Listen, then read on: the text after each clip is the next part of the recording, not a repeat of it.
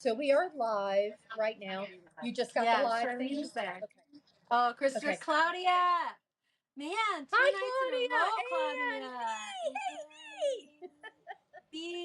Yay. So for those of you who are just starting, welcome to Sharing Kitchens Live, where we have a new audio and video issue every time. So I hate to say it, but the very Hello. first time when I did this with Shell last time, I dismissed it when it said, "Do you want to go live?" I was like, "Well, no, I don't want to go live yet." And so, sorry guys, I am the reason it said video has now ended. I did it But we're again still too. here. So Thomas, apparently there's some people hello. finding Hello. us. Hello. Hi, Thomas. Thank you So for we got being here. and Holly. Holly. Hey, Oh man, Holly did a live video with me last night. Thanks yeah, for being here. Holly's even on vacation and she still joined us. good for her. Hey, Oh, Claudia got your shaker. Oh, Claudia, yay! yay. I'm Hey, so Ann. glad. Hey, Steve. You got your shaker. And yeah. Hey, Holly. Awesome. We're gonna let people just give people a minute to get on, and then we'll we'll kind of pull it all together, especially since I made the snafu and they've got to find us now. So Yay, Claudia. I know. Claudia's been on Claudia, I am pretty sure you've been on every live streaming class that I've done so far. And hey y'all, my husband says. hey, Steve. I think he's teasing me, possibly. Hey, Steve. I think that's what they say in Louisiana. Hey y'all. It is. Yes. Okay. So yes, Claudia's been on every single live video, and she's She like was on ours too. on the cocktails. Yeah, she's doing the cocktails, but she didn't have a shaker and the stuff. So now she does. She Oh, went and got it. that's right. That's right. Because I think I was on for that. Yeah, that's Yeah. awesome. That's awesome. So You're excited. prepared.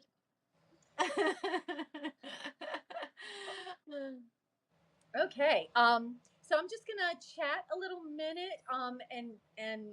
Or Rebecca and I just chat a little bit, just watching as people are coming on. Hoping I know there's some that are coming that probably are lost because of my link snafu. So tonight we are making several things. So I have all of this stuff laid out. Let me show y'all.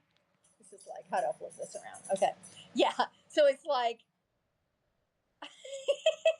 Hi, Marklin. all these stations, because we have so many things going on.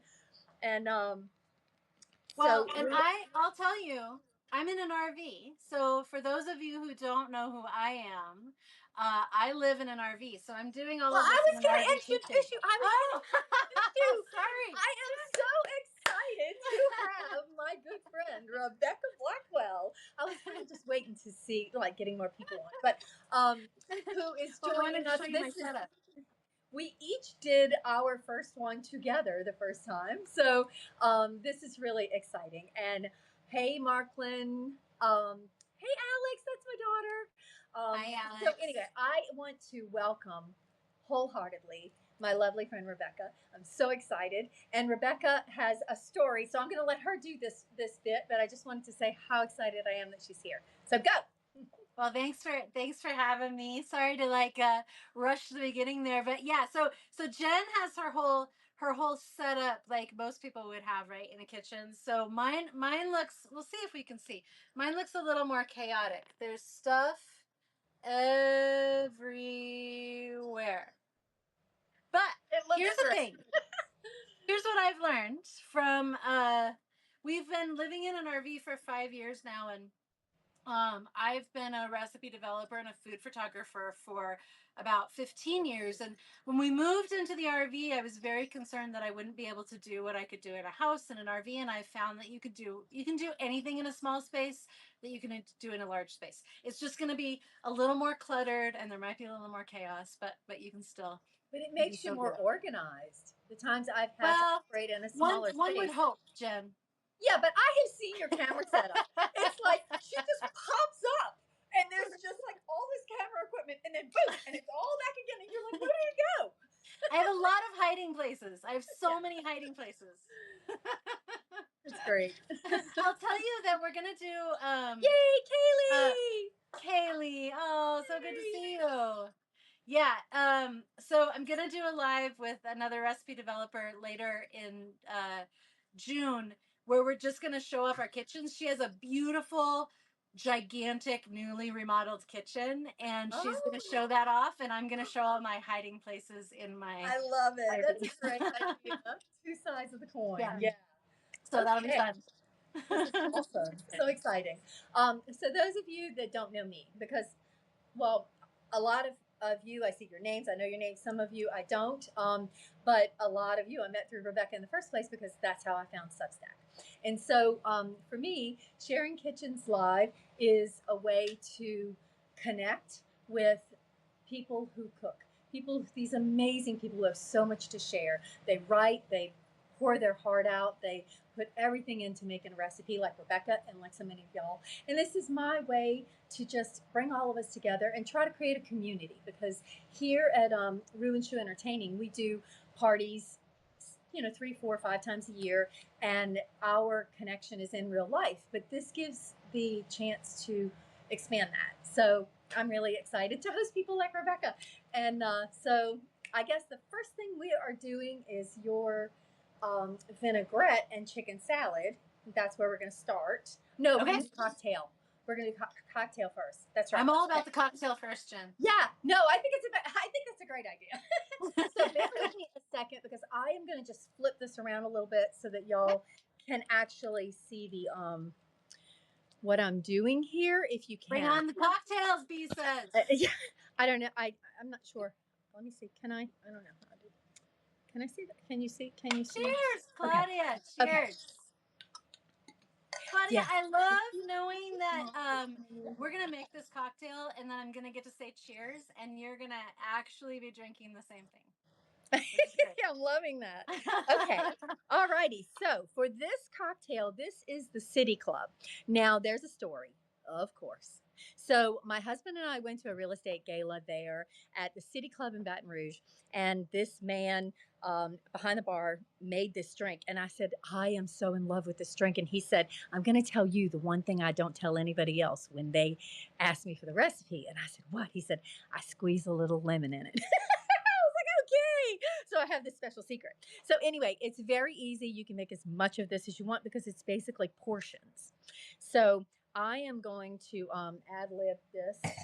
I'm not measuring with a shot Hey glass or anything. Jen, really quick, we have a question about the kind of juicer. Do you have a suggestion on the kind of juicer for lemons and limes?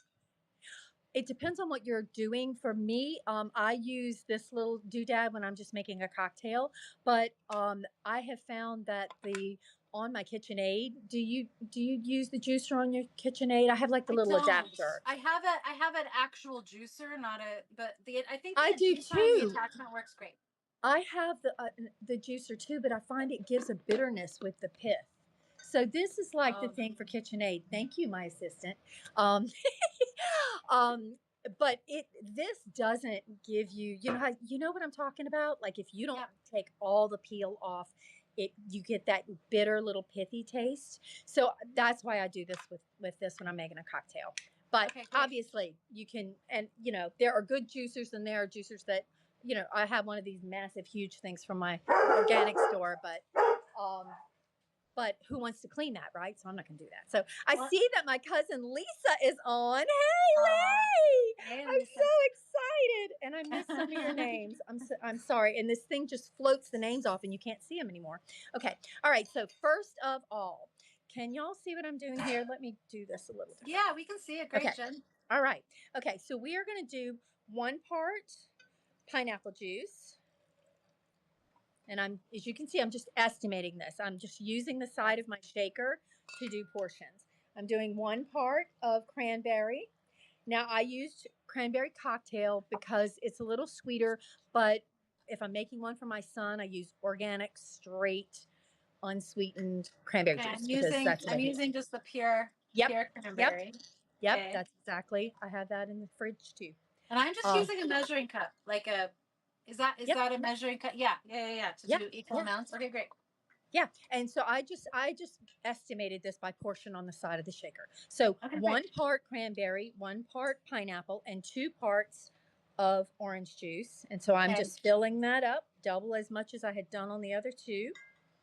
And then we're just going to do a little ice. Well, actually, I'm going to go ahead and get my alcohol in here. You can do gin or vodka. Okay. All right. And I know you love your gin, Rebecca. Yeah, that's Yeah. what I got going too. So I'm doing 2 shots of this because this is for 2 drinks. And you can see I'm just like throwing I'm that. doing 2 shots of this because this is for my daughter.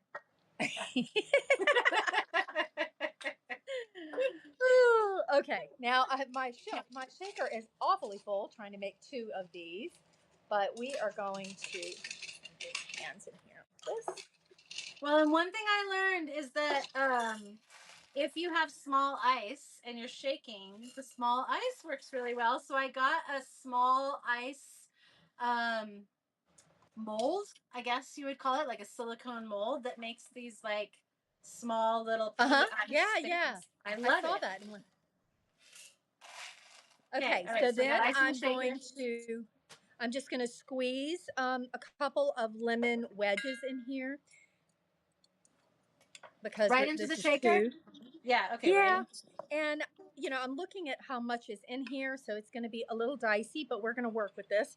Now the cherry is at the end. The grenadine or the cherry juice is at the end. So we're just going to put our lid on and shake, shake, shake, Okay. shake. And I'm just hand Shake it squeezing like my a Polaroid picture. I saw you and Betty giving a lesson on the how many times to shake and yeah. Well, my friend Robin says you have to shake your age. Yeah. Yeah. But I don't. Sometimes I like. So I'm 50, and sometimes I feel like 50 isn't enough. Like you got to keep going. Maybe by the time I get to like 85, I'll be like, all right, that's good.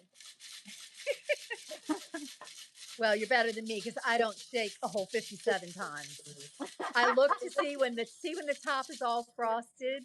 Oh yeah, mine too. You can see that. Yeah. I know it's cold. That's what I'm going for. So I'm pulling my coupe glasses out of the freezer. Claudia, I know you're shaking right along. Now that you can. Okay. So I got mine's all shaken. Text messages. I see Sis sent a text message. She might be telling us something we need to know. Okay. All right. Sorry, what was that, Rebecca? So I've got it all shaken. So we're gonna add the maraschino cherry. We are good. Well, I usually do that at the end, but okay. I usually put after you pour it. Yes. So I usually put my blueberries or blackberries, whatever I have. This time I'm doing blueberries because that's what's going in the salad because I could not find real cherries. So I got dried cherries and blueberries. Okay, so we are going to just muddle up blueberries a little bit. Okay. I got blackberries. Okay. So you can muddle them. You can leave them non-muddled, however you want to. I like that little bit of flavor, so I muddle them a little bit. Okay. And then my shaker is so full. It's trying to do it. So, okay. Okay. I'm going to pour it in. Didn't lose much. Okay. Then at this point, we're going to take our grenadine and we're just going to give it a little topper. And if you use maraschino juice or even grenadine, sometimes it's really red. Mine is not terribly red. I think I have added some simple syrup or something to that. And then I have to interrupt you for a second and tell you. Sure. I just shook ice around in my shaker without any of the cocktail in there. Nice. So now I have the cocktail in there. Good. You work it out. Look, I'm done here. So you can do all kinds of stuff with this, guys. Add you a little lemon, a little orange, whatever you want for garnish. And there is the City Club. Oh, look at that, Jen! It's beautiful. It's not quite as pink as usual, but that's okay. So I bought this amazing jar of Luxardo. Cherries. We're gonna use that. Roll that in. Yes. Okay, now I want to hear what y'all think. So I want to see this in the comments. Charlene, yeah. Love the coupe glasses. Yeah, I love Rebecca's. They're so pretty. Anybody Ooh, making this drink? Tell me what you think. that's very good.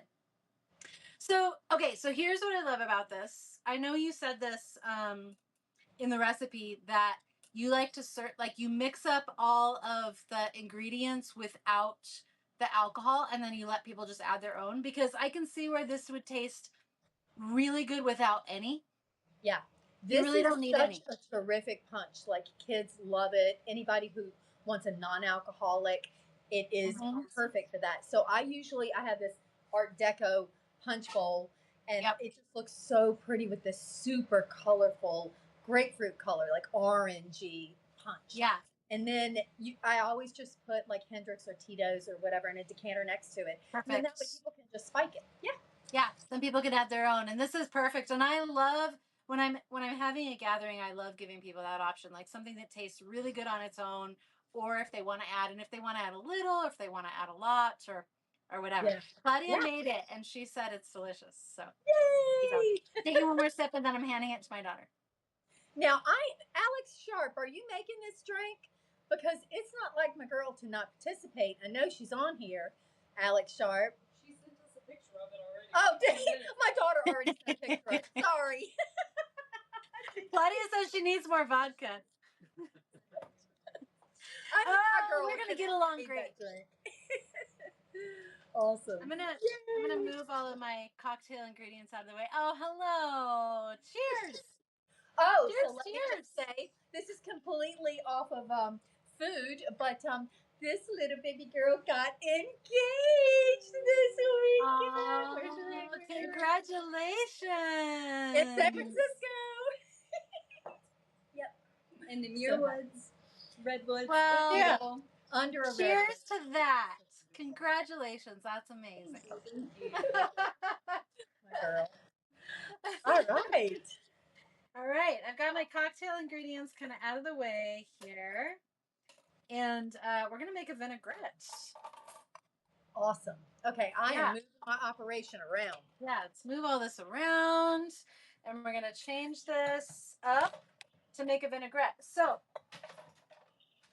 the this is one of the easiest salads to make, and it's so great for summer during cherry season. So there is some sort of a strange cherry shortage happening at the moment. I couldn't find them at my store. I had a hell of a time finding cherries. I did finally find some, but I don't know exactly what's happening with cherries at the moment. But we are heading to Michigan tomorrow, and Michigan produces 70% of the tart cherries that we consume here in the States. And Wisconsin, on the other side of the lake, produces a ton of cherries. And then Utah is a huge producer of cherries, which is something I didn't know until recently. So last year we were in Door County, Wisconsin. And in Door County, that's where they produce most of the cherries that are grown in Wisconsin. And they're so good and they're everywhere. Cherry orchards everywhere. So I was Yeah, just it's making not cherry a everything. fruit we have them very briefly down here. Yeah. Because they're not grown here. So Yeah. I didn't go to Whole Foods, which might have guaranteed that I had a better chance. I was going to my local. I don't know. They I didn't have had a really hard time finding them right now. really. So, Okay. Well, good. It wasn't just but me. we're headed to Michigan, so I know I'll be able to find them there soon. So, but what's really important about this salad? So the cherries, because I was in Wisconsin, I used cherries, but you can use any kind of fruit. So Yeah. I was also having trouble finding cherries, and I was going to use plums if I couldn't find Yeah. them. I just got Any kind of fruit. Yeah, I just got Yeah. blueberries for today and just dried cherries. So, that's what I was going with. I thought the Perfect. strawberry might clash with the cherry too much, so I went with the blueberry Yeah, to go with it. perfect. But we'll see.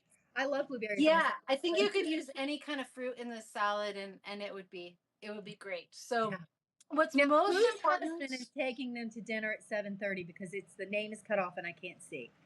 I can't tell. I don't know either. But great cocktail, ladies. She says. Okay, my daughter is giving them lessons. Kaylee. Okay. Oh, you can scroll. Oh my Okay. gosh. Rebecca, we can scroll these. Oh my Yeah, God. you All have this to time tap we've it been and then thinking scroll. you couldn't scroll. Okay. Kaylee. Oh, Kaylee, I'm so glad. And Claudia goes to Mission to get the best peaches cherry. Yeah, it's a really great growing region for all of those things. So, yeah. But what's most important, I think, than the ingredients, like you can use whatever ingredients you want in this salad. It's just a salad. You can throw anything you want into a salad. Yeah. But the vinaigrette, I think, is the thing that you actually need to think about the most. And so we're going to make a very basic vinaigrette.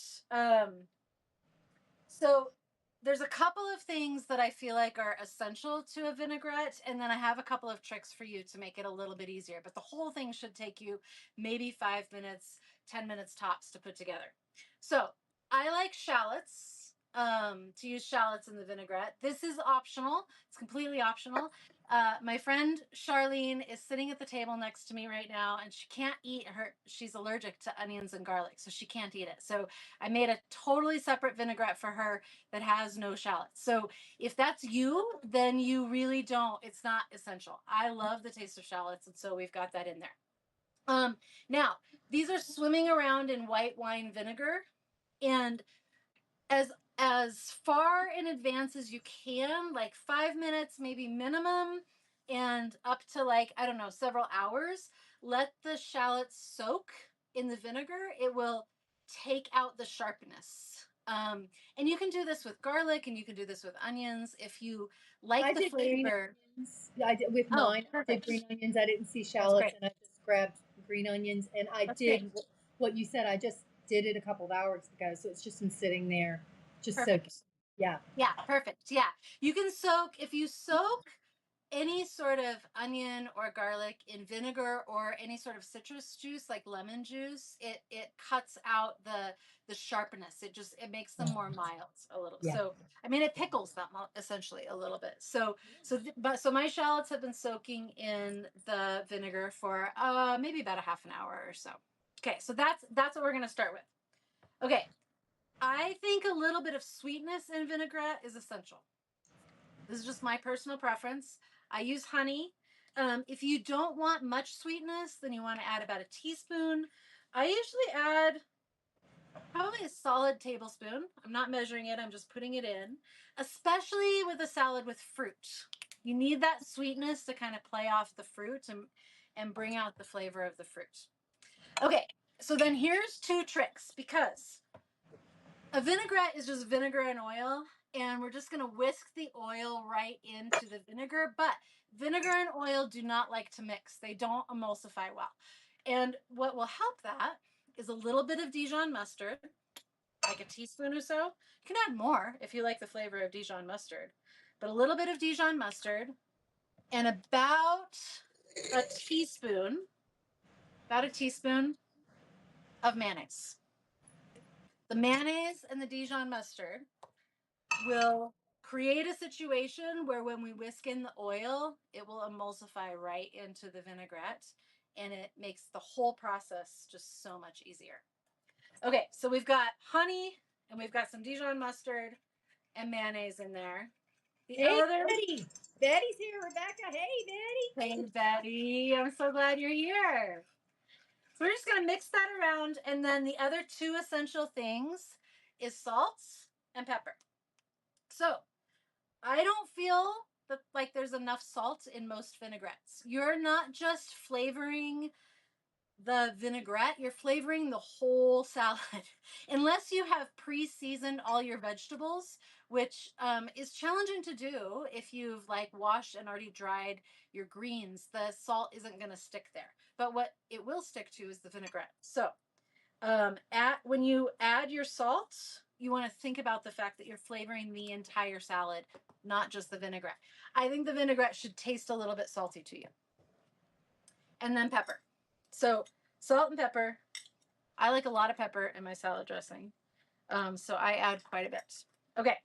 So standing here is because I've already done these steps. I'm just waiting for the olive oil and the almond. I had so many things going on. I was like, I'm going to knock these out and have it sitting here waiting. It's all good. Yeah, it's all good. Drinking while you're doing all this hard work, and then you can watch me sweat through the banana saucer. So the only variations really at this point is considering what kind of vinegar. I love white wine vinegar, but you could use red wine vinegar. You could use any kind of vinegar. You could also just use citrus juice. So just lemon or lime is great. Orange juice, any kind of citrus juice in there is perfect. We have a question about, do you dress the salad for your guests or let them add it after? So Chris, I usually dress it first. And then I'll have extra if anybody wants that's what I do extra. too. I like to put just a little carafe on the side. And Christine, I want to say thank you because she has waited up to 1 o'clock in the morning to be here. So she is Aww. dedicated. She's in Italy. She's back in Tuscany, and she has waited up late to be here with us. So, all right, go. Christine, that's amazing. Yeah. So keep going, Rebecca. You're doing great. So the thing about, if you can get a good emulsification in your vinaigrette, then it won't make your lettuce soggy. What makes lettuce soggy, any sort of greens soggy if you dress them too early, is that the oil and the vinegar have not emulsified. If they've emulsified, you can dress the whole salad hours early and it won't get soggy. So, okay, so we've got that. So the only other thing we're going to do now is add our olive oil. So you'll see we're going to start with just a couple drips. Whisk that in. Couple more drips. Whisk that in.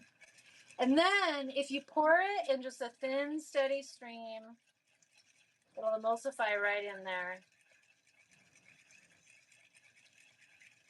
You can use a whisk or you can use a fork. I'm just using a fork. I almost always do with vinaigrette. We're going to get a gorgeous, creamy, a little bit creamy. The mayonnaise, again, you don't have to add much. About a teaspoon is enough.